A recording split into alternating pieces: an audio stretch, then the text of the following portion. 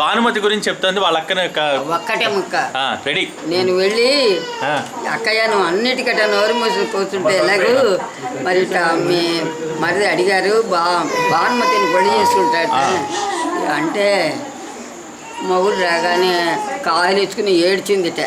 మీరు భానుమతిని పెళ్లి చేసుకు ఎవరు చెప్పారు? కావేరు చెప్పింది అన్నట్టు. మా అక్కయ్య మాట్లాడితే నేను చెప్పానని చెప్పి తప్ప ఇంకెవరు పోతారు బయటికి ఎవరు పోరు అని పిచ్చకుండా పెళ్లి చేసుకుంటే ఆస్తి భాగం పొద్దుట నేను చేసుకుంటాను. పెళ్ళి నువ్వు చేసుకుంటాను ఎవరు చెప్పారు? నేనేం చేసుకోను ఆ భయం లేదని చెప్పాట మా బావ. ఎందుకు చేసుకుంటాడు పిచ్చకుండా వాడుగా డబ్బు పోదు.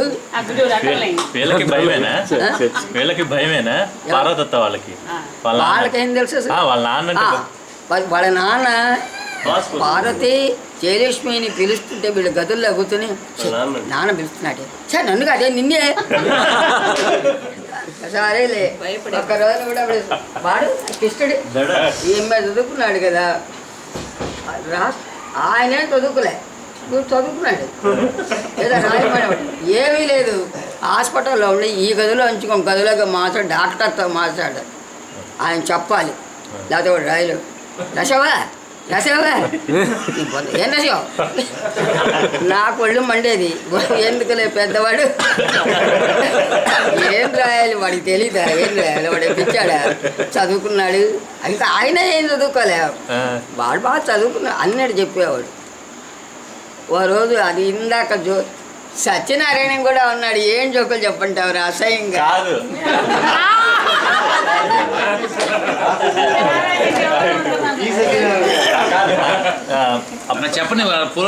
చెప్పు. ఏం లేదు మాకు పిల్లలు బతకటం లేదు కదా నాకును అనసూయక్కయ్యకిని చచ్చిపోతున్నారు అసలు పిల్లలు బతకటం లేదు. మా అనసూయక్కయ్య శంకర్ వాళ్ళ అమ్మ ఏంటి మన కర్మ పిల్లలు నేను దీపారాయణ చేస్తుంటే ఎందుకు దీపారాయణ చేస్తున్నావు పిల్లలు చచ్చిపోతే దీపారాయణ చేయ అనుకుంటున్నావా నువ్వు ఏమవుతుంది అనేది అట్లానగా అక్కయ్య మన ప్రారంధం అని ఆవిడేదో బాధపడుతుంది. వీళ్ళ నాన్నగారు వాళ్ళ అమ్మిన బావగారు సరే మీ తాతయ్య గారు కూతురు ఉన్నారు అక్కడ. వీళ్ళ అమ్మంది ఏంటో పిల్లలు బతకటం లేదు ఏం చెయ్యాలో నన్ను నేను ఊరుకోవచ్చు కదా విత్తనాలు మంచిది అయితే కదా పిల్లలు బతకడానికి.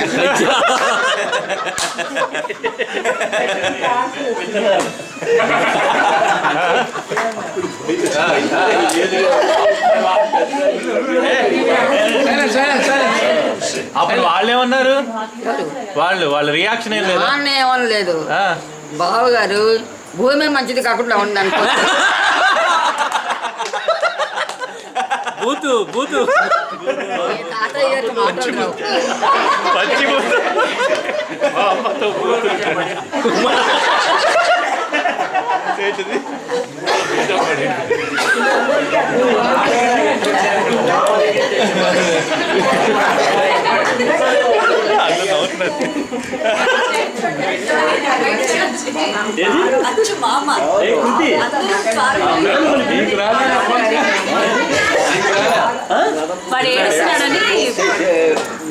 అప్పుడంటే ఆయన బాగా కొరతరంగా ఉన్నారు కదా కొరతరంగా ఉన్నప్పుడు ఆయన మాట్లాడే విధానం వేరు. మేము పుట్టినప్పుడు ఇంత పట్టు వేసుకుని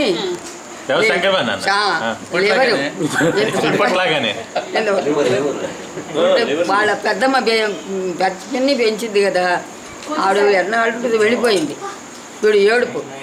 అప్పుడు బావగారు మన ఇంటికి వచ్చి మా పెద్దలు ఉండేది ఒరే మా అక్కయ్యని మా ఇంటికి కొన్నాళ్ళు అట్టే పెట్టినా వీడిని పెంచుతుంది వీడు ఈ తల్లి దగ్గర అలవాట్లేదు కదా. అప్పుడు మా పెద్దమ్మ వీడిని ఎత్తుకుని మైలాపూర్ మా టీ నగర్ ఆ మార్కెట్ అంతా తిప్పి కూర్చోబెట్టుకుని అన్నం పెట్టి జమ్మి వెంకటరమణయ్య మందు అది ఇప్పించింది ఇట్లా కూర్చునేవాడు. నడక పాడు ఏం లేదు. అవును నీ పెళ్ళి మీ అక్క ఆమెది నీ పెళ్ళి అయ్యేటప్పుడు మీ నాన్న ఉన్నారు కదా కన్యాదానం ఆయన చేశారు. నాన్న నేను కాకరాయి వచ్చేదాకా కూడా ఉన్నాడు. బావగారు తీసుకెళ్ళి మా మామగారు కూడా ఉన్నారు. మరి మీరు ఎందుకని మీ పింతలు అందరూ పెంచారు? వాళ్ళకి పిల్లలు లేరు అందుకని మా గారాభంగా డబ్బు ఉంది వీళ్ళకి, వాళ్ళకి డబ్బు లేదు. మా నాన్నకి 15 రూపాయలు జీతమే కదా. అమ్మ నువ్వు సఖ్యతగా ఉండేవాళ్ళ చిన్నప్పటి నుంచి? అక్కడ చిన్నప్పటి నుంచి ఎలా ఉండేవాళ్ళు? ఆమె పెద్ద చాలా మేము చూసింది చాలా నిదానంగా ఉండేది కదా. ఎప్పుడు అట్లాగే ఉండేది చిన్నప్పటి నుంచి. మా అక్కయ్య ఎప్పుడు నన్ను ఎంతో ప్రేమగా చూసేది. ఎప్పుడు ఎక్కడికన్నా వెళితే ఇన్ని పాలు ఇస్తే తర్వాత కూడా దాని కొట్ట బాగా వెళ్తే అమ్మ పాలు తాగవే కావేరి, పాలు తాగవి, నాకెందుకే పాలు, నాకు శుభ్రంగా అన్నం తింటాను అనేదాన్ని. అమ్మ చాలా ప్రేమగా ఉండేది. పిల్లలు వీళ్ళకన్నా పెద్ద పిల్లలు ఉండేవాడు. జయలక్ష్మి, వాళ్ళు కూడా విజయలక్ష్మి. గుమ్మానికి పశువుంకం పెడితే శుక్రవారం నాడు అమ్మ ఏంటి పిన్నం వస్తుంది ఈవేళ, వాళ్ళ శుభం తెరితే ముందు నేను ఉండాలి, ఆ పిన్నం వస్తుందా అని అడిగేవాళ్ళు. పిల్లలందరికీ నేనంట ఎంత అభిమానం. తర్వాత కదా శేషమ్మ పుట్టింది. శేషమ్మ, గోపాలకృష్ణుడు. మెడ్రాస్లో ఈ గుళ్ళు అవన్నీ ఉన్నాయి కదా, కపాలేశ్వర స్వామి గుడి అవన్నీ బాగా తిరిగేదాను. పార్థసారథి గుడి అవన్నీ బాగా తిరిగేదాను నువ్వు? అన్నీ చూసాను. మేము ప్రతి రోజు గుడికి వెళ్ళేవాళ్ళం. ఎవరితో వెళ్ళావు? అక్కడ తాతయ్య గారితో. ఫ్రెండ్స్తోనా? ఫ్రెండ్స్తో వెళ్ళేదానివా? గుడికి రోజు వెళ్ళేవాళ్ళం. ఎవరితో వెళ్ళేది? అందరూ మా ఫ్రెండ్స్ అంతా ఉండేవాళ్ళు. ఎవరెవరు? అంబుజాన్ ఉండేది, చలమ్మ గారు ఉండేది, భాస్కరం ఉండేది, అందరం వెళ్ళేవాళ్ళం. పిల్లలు ఆడవాళ్ళం ఏముంది. చివరికి ఆయనకి అసలు జబ్బేం లేదు తాతయ్య గారికి. అప్పుడు తాతయ్య గారు అభిషేకం ఏదో చేయించారన్నావు కదా, తైలాభిషేకం, అదేంటది? అభిషేకమా? మీ తాతయ్య గారి గుడికే వెళ్ళేవారు కదా, అభిషేకం కూడా మీ నాన్నకి మళ్ళీ. అప్పుడు నువ్వు షిరిడి వెళ్ళినప్పుడు చెప్పావే. నేను ఆయనకి మామూలుగానే ఉన్నారు కదా, కన్నాంబ సినిమాలో బుక్ అయ్యారు సౌదామిని. ఉన్నట్టే ఉంది. ఈ బ్రెయిన్లో ఏమైందో ఏమిటో జ్ఞాపక శక్తి తగ్గిపోయింది. తగ్గిపోయిన తర్వాత ఇప్పుడు రిహార్సల్ చేసేటప్పుడు అన్నీ చెప్పేవారట, కెమెరా దగ్గరికి వచ్చేటప్పటికి మర్చిపోయేవారట. కానీ అంతకుముందు అలా ఉండేది కాదు.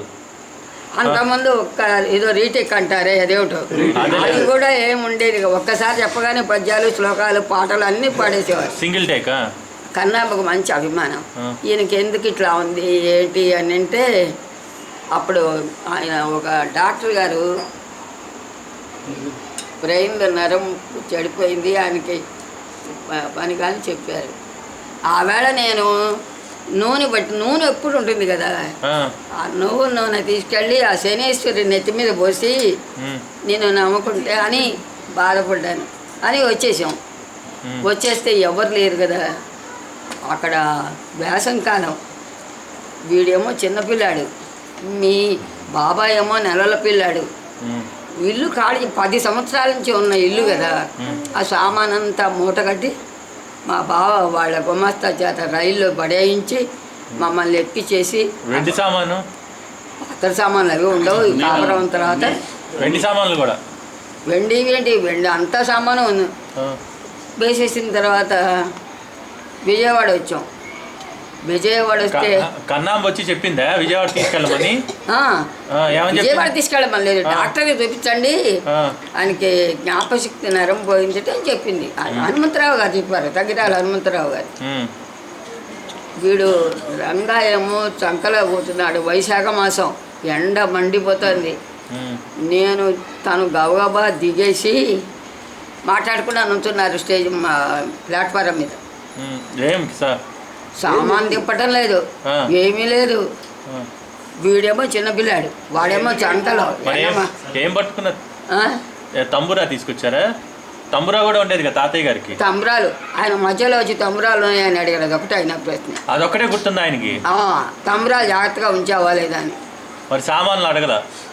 సామాన్ దిగిన తర్వాత నేను కూలి వాళ్ళని మాట్లాడి సామాన్ అంతా దింపిస్తుంటే మరి ఒక ఆవిడ అంది, ఏంటమ్మా ఆయన సత్యకాలం మనిషిలే ఉన్నాడేంటి అట్లా నుంచున్నాడు నువ్వంటే, అప్పుడు నేను అన్నాను, ఆయన సత్యకాలం మనిషి కాదమ్మా, ఆయన పెద్ద యాక్టరు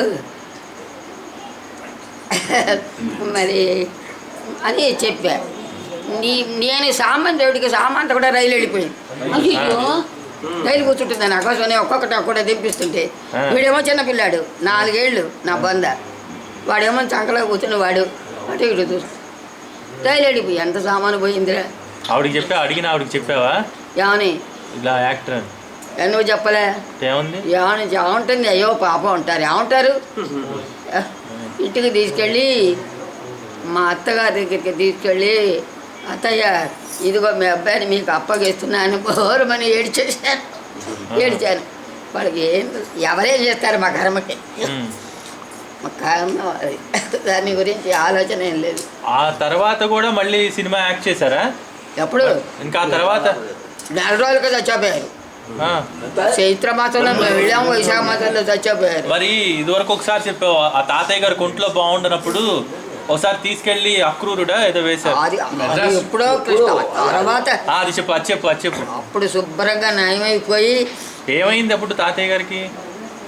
ఏళ్ళ కామెర్లు అవి బావగారికి కామెర్లు వచ్చినాయి. సుబ్బారావు బాబు గారికి లవకుశకెళ్ళి వచ్చాక అవి తర్వాత బాగా నయమైపోయింది. శుభ్రంగా పిల్లలందరూ పుట్టారు, అన్ని ఊళ్ళు తిరిగాము. తర్వాత అంతా బాగానే ఉన్నారు, ఏం లేదు.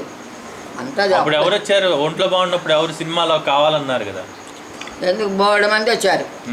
ఆయన మంచాలు ఒకటి ఎంబతారు క్రేజా బాగా ఒళ్ళంతా నీరు పట్టిపోయి అప్పుడు మెడ్రాస్ తీసుకెళ్ళి రాయపురం హాస్పిటల్లో చేరి తగ్గిపోయింది. తర్వాత బాగున్నారు.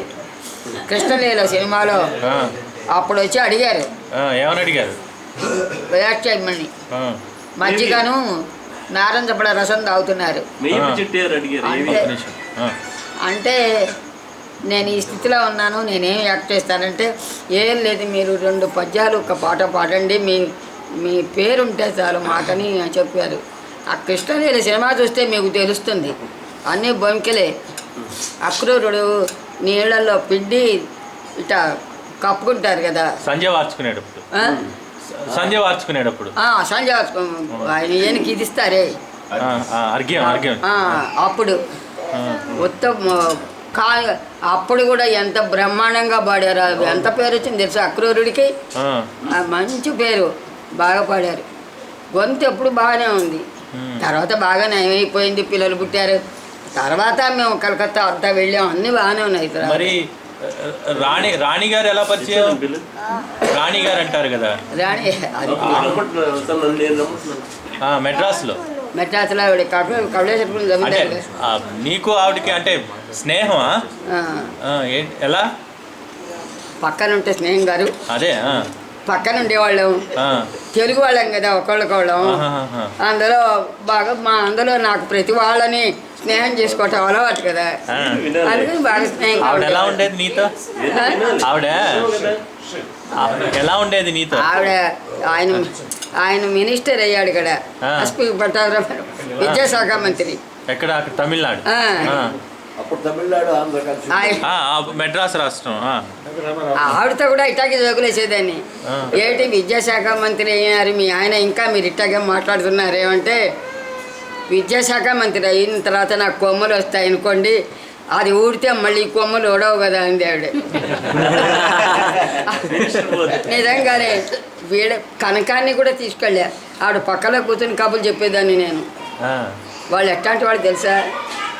మీ నాన్నని తీసుకెళ్ళి అప్పుడు అక్కడ మెడ్రాస్లో బియ్యం లేవు, బ్రేజిల్ బియ్యం అని వచ్చేవి, అవి తింటే కడుపు నొప్పి వచ్చేది. బ్రెజిల్ బియ్యం సగ్గు బియ్యం లాగా ఉండేది.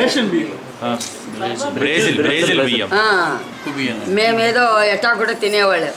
వీడికి రాణి గారు వాళ్ళ ఇంటికి తీసుకెళ్ళి మరి శుభ్రంగా ఇంత సూపుకి వేసి ఇంత ఆవు నెయ్యి పోసి అమ్మక్క అన్నయ్య పెట్టమని చెప్పి చక్కగా వెండిగిలో కమ్మగా తినిచ్చేవాడు. ఆవిడ దగ్గరే ఉండేవాడు. ఇదంతా కురుపులు వేస్తే ఆవిడ అన్నీ తుడుస్తాను. వాడు దాసి వాళ్ళు, నువ్వెంత అదృష్టవంతుడివయ్యా, రాణిగారి చేత సేవ చేయించుకుంటున్నావు.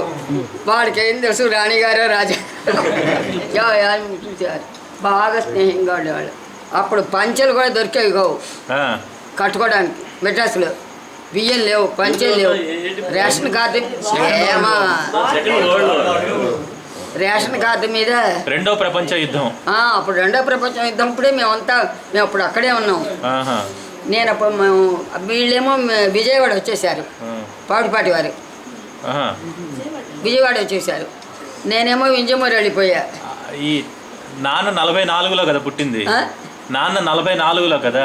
నాన్న రాలే అదేలే, నాన్న 44లో కదా పుట్టింది. 44 పుట్టింది నాన్న. ఎవరు? ఎందుకు ఏదో ఆ, అడుగు. 47 స్వాతంత్ర దినోత్సవం బాగా గుర్తా నీకు? ఆ, ఆ? ఎందుకు తెలియదు? అప్పుడు ఎక్కడున్నారు? అక్కడ మేము స్వాతంత్ర దినోత్సవం అప్పుడు ఆ, అప్పుడు విజయవాడనే ఉన్నాం. విజయవాడలో ఉన్నారా? ఆ. స్వాతంత్ర దినోత్సవం గాంధీ గాంధీ ఆమె అక్కడ గాంధీ గారు అప్పుడే వచ్చింది. సత్యాపురం స్టేషన్ మీ దగ్గర. తాతగారంటే కనక వాళ్ళ మేడమే నుంచుని మీ అమ్మమ్మ నేను అందరూ రాత్రి 1 గంటప్పుడు ఆ, నాకు మీ అమ్మమ్మకి ఆ. 2 ఏళ్ళు పెద్ద మీ అమ్మమ్మ శారదాంబ.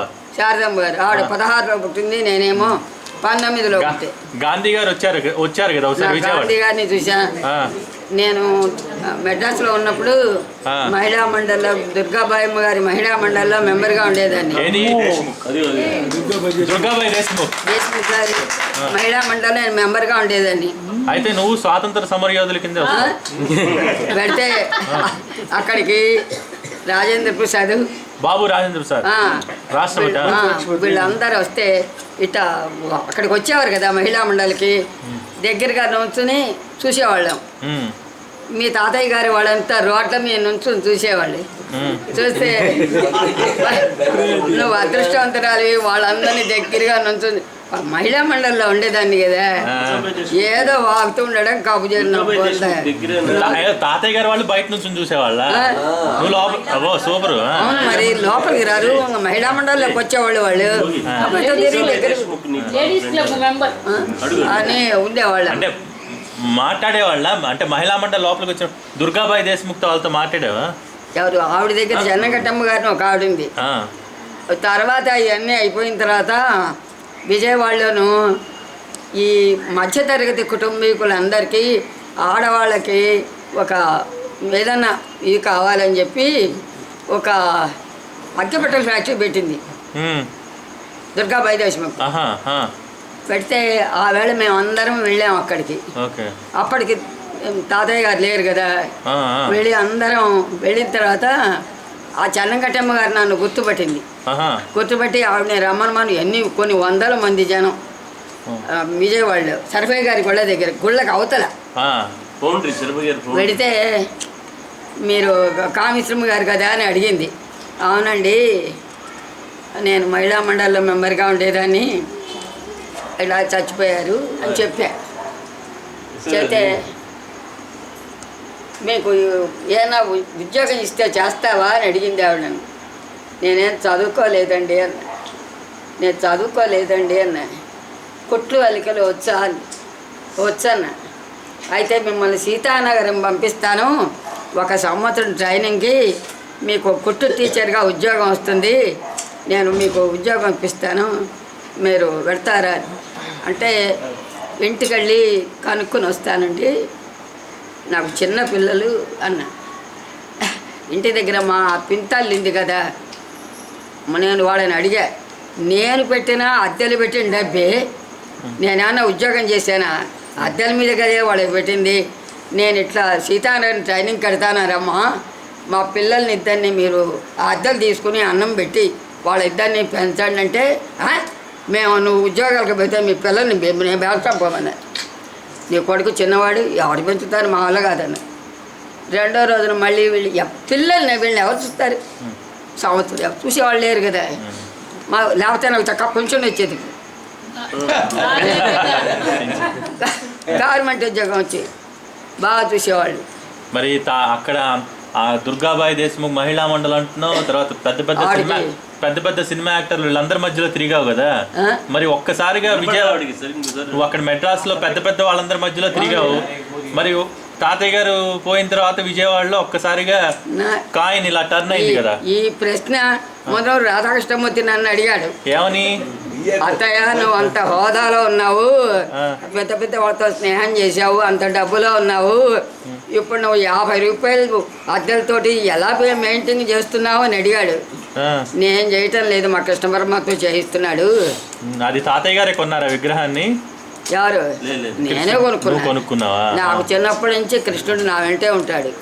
నన్ను వాళ్ళు అడిగింది, మన వారం ద్వారం లక్ష్మి వాళ్ళ అమ్మగారు కృష్ణుడు మీతో మాట్లాడతాట కదా అని అడిగింది మొన్న.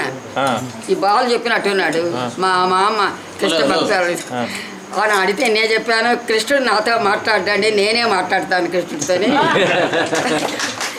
కృష్ణుడు నాతో మాట్లాడు నేనే మాట్లాడతాను నా కష్టాలు ఆయనతో చెప్పుకుంటాను నాకు ఆయన తీరుస్తాడు నాకు ఇప్పటి వరకు కూడా నాకు కాని పనులు అంటూ లేవండి.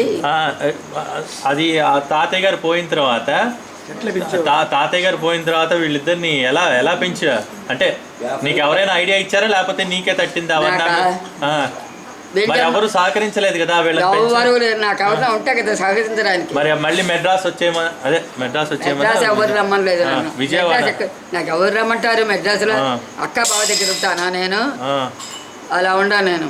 వింజమూరులోనేమో పల్లెటూరు వీళ్ళకి చదువు వింజమూరులోనే వెళ్తే వీడు చుట్టాలు దాకా తిరుగుతుండేవాళ్ళు రోడ్ల మీద.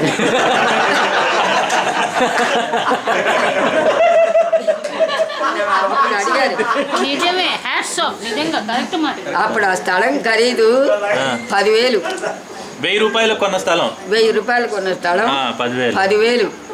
మా పిన్నమ్మ అమ్మ ఇక్కడ ఉంటావు నువ్వు పిల్లల్ని పెట్టుకుని నువ్వు ఎలా ఉంటావు పిల్లల్ని పెట్టుకుని ఉండలేవు నువ్వు ఈ స్థలం అమ్మేసేయి ఈ స్థలం అమ్మేసేయి 10,000 వస్తాయి. అప్పుడు ఎకరం 5,000 నిజముల పొలాలు మంచి పొలాలు 2 ఎకరాల పొలం వస్తుంది. అక్కడ నీకు ఇల్లుందిగా నాకేగా ఇల్లు ఇచ్చింది నాకు 5 ఊళ్ళల్లో 5 ఇళ్ళు ఉండేవి. ఎక్కడెక్కడ? పామూరులో ఒక ఇల్లు విజయమూరులో ఒక ఇల్లు శ్రీకాకుళంలో ఒక ఇల్లు విజయవాడలో ఒక ఇల్లు ఇవన్నీ నావే కదా. మరి అన్ని ఇప్పుడున్నాయి 6 ఇళ్ళు 7 ఇళ్ళు ఇప్పుడున్నాయి అందరివి నీవే ఇల్లు అది కాదు అప్పుడు మరి నేను మా అక్కయ్యని అడిగా ఏటి నాకేం తోచటం లేదక్క ఏం చేయాలంటే మా అక్కయ్య చెప్పింది నేను వింజమూరులో ఎక్కువ రోజులున్నావా విజయవాడలో ఎక్కువ రోజులున్నావా అంది. రమ్మన్నమ్మ గారు అంటే నేను విజయవాడలోనే ఎక్కువ రోజులు ఉన్నావు అన్నా. మరి నా దగ్గర ఉంటావా అని అది అడగలేదు. నేనెట్టా ఉంటాను నా సలహా ఇచ్చింది అలాగా ఊరుకున్నా మాట. ఏం చేయాలి చాలా గూఢార్థం ఉంది దాంట్లో. ఏం చేయాలి అంటే బతకడానికి మనకి వీళ్ళకి తెల్లారి మీ బాబాయ్కి అయితే ఒక్క పాల డబ్బా కూడా కొనలేదే పాపం డబ్బులేవి వీడి కౌంట్ కట్టని బాగా అప్పుడు స్థలం అమ్మేమని సలహా ఇచ్చారు కదా ఇస్తే అమ్మలేదు స్థలం అమ్మకుండా పెంచావు. అప్పుడు మా స్నేహితురాలు కూడా ఆయన నాటకాల్లో వేసేవాడు మొలకలూరు గోపాలరావు అని ఆయన భార్య వరలక్ష్యం అని చెప్పి మరి కాంగ్రెస్ నువ్వు దిగులు పడమకు నీకు నగలు ఉన్నాయి కదా